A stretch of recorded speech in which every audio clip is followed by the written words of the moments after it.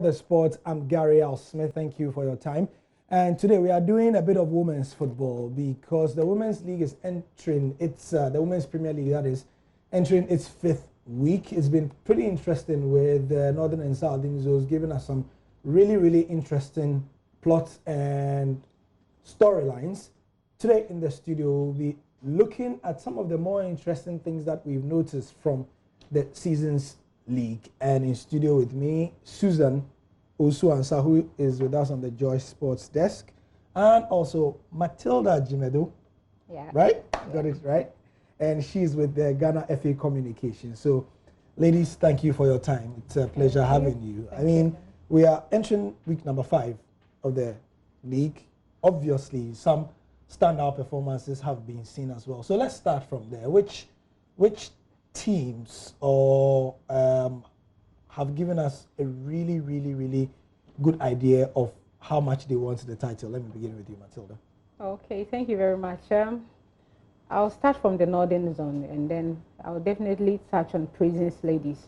I know when it comes to the Northern Zone, a lot of people will be thinking I'm Pemda because they are the reigning champions. But hey, this season, it hasn't been all rosy for them. They started well, though, with a certain Ophelia Sewa Ponsan coming up with some goals. In a game, she had a haul, and then the next game, she scored twice, and the third game, she scored again. So giving her 7 goals, and she's leading the pack. Yeah. But when it comes to the team, the total performance of Ampem ladies, I think it hasn't been anything good for me, judging from the standard that they created for themselves in the 2017-2018 league. Now, Prisons ladies is rather doing what is expected of them. They went all the way from Sunyani to Techiman, and they were able to pick all 3 points from Ampem Dakwa. And when it comes to the Northern Zone, if you are looking for the decider, it's between Prisons and that of Ampem Dakwa. So if they come to your home and pick a 3 maximum point, it should tell you that there is something a little bit wrong with your squad. And so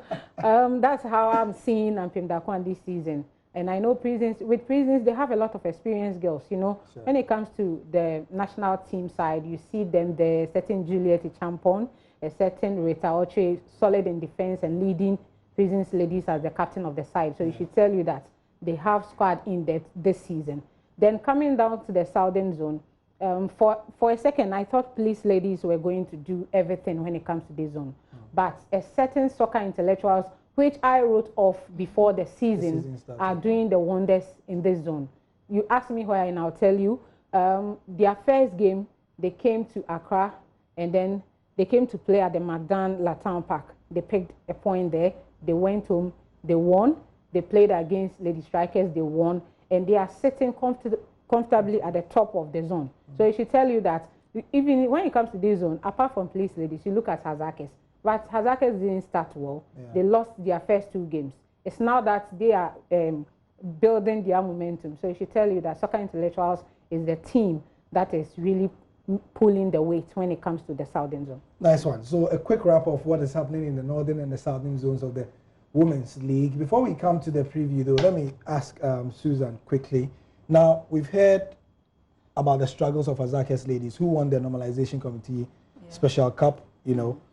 It was expected that they would take off from there or continue from where they left off. What other things do you think we can take apart from this in this season's league as well that are of interest to everybody else? I think this season is producing some quality players. You see, Hazakis, unlike they have their Milot Pokua, who has been in the national team, and then Doris Bodua. In their game against Lady Strikers, she scored 4 goals. In their next game against Immigration, she had a brace, and then so she took Queen of the Match twice. Yeah.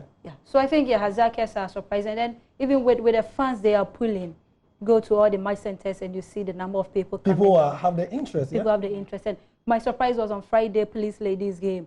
You know, it was Friday. Not much expected of people to pull out in such number, but the place was filled up and people were just there to, to watch the matches. What is being done right? Like, this is not something we know, or it's definitely not been like that in previous years. Yeah, I think the only venue that I can vouch for on any day when there is women football ongoing is that of the Ohinia Mayor Park in Techiman for Ampem Dakwa. Even they charge, and then the place will be filled up, just as Techiman 11 Wonders or Techiman City is playing a men's league game.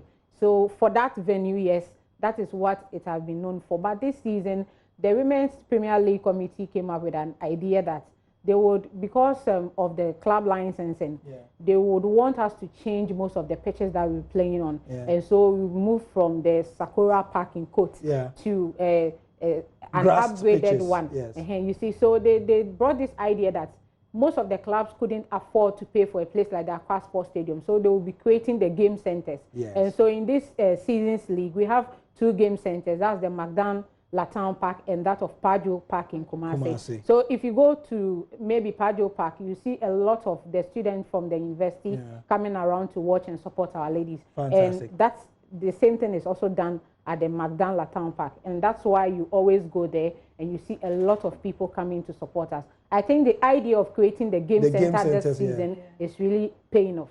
Excellent. So, I mean, a feather in the cap of the Ghana Football Association, obviously, and those who are organizing there, because they are creating novel ways for interest. Another thing that we've noticed that I was excited about was that at least every match week, there is a free streaming on Facebook of at least one game. So it's live on Facebook and you can watch for free. And this is the Ghana Women's League. If that were the case for the men's league, you can imagine the number of people it will get. However, preview of their match day 5. Let's look at the fixtures and run about around it a bit. So, who wants to take the Northern Zone? Let me begin with you, Susan. Take the Northern Zone. Northern Zone. I'm looking at Ampem Dakwan ladies. They are traveling. The last time they traveled, they had a draw. So I think this time they need to win because of their dominance in the league. So it's a must-win for them to come back to the league top, even second or even first. I'll take Ampem Dakwan Supreme Ladies. It would be a tough match for Supreme Ladies. Nice one. So elsewhere, Northern Ladies versus Pelpia Ladies, and so on and so forth. Southern Zone, yes. Oh, I wanted to touch on the Northern Zone. No, please go ahead.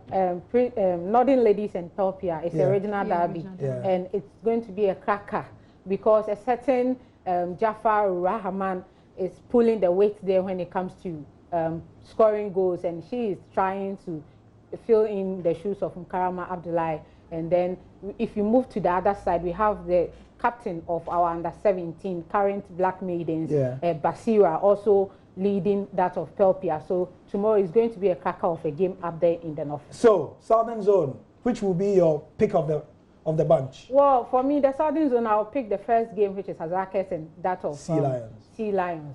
Hazakes will rather be playing against Soccer Intellectuals this weekend. And the reason why I'm picking that game is that, Hazakes is now picking it up. They scored 9 and then came to score 4 here. So going back at home, we're all waiting for the fire that will be putting in it. And then Soccer Intellectuals are also leading the table there. And they are doing what nobody expected them to do. So that will be the cracker of a game when it comes to the Southern Zone. Fantastic. So that's the preview of the Ghana Women's League for you, and also an overview of what we've experienced this season and why it is unique. Unique analysis has been brought to us courtesy Matilda from the Ghana FA Communications and also Susan from the Joy Sports Desk. Ladies, thank you for your time. Thank you very much. And I'm Gary Al Smith. That's the sport for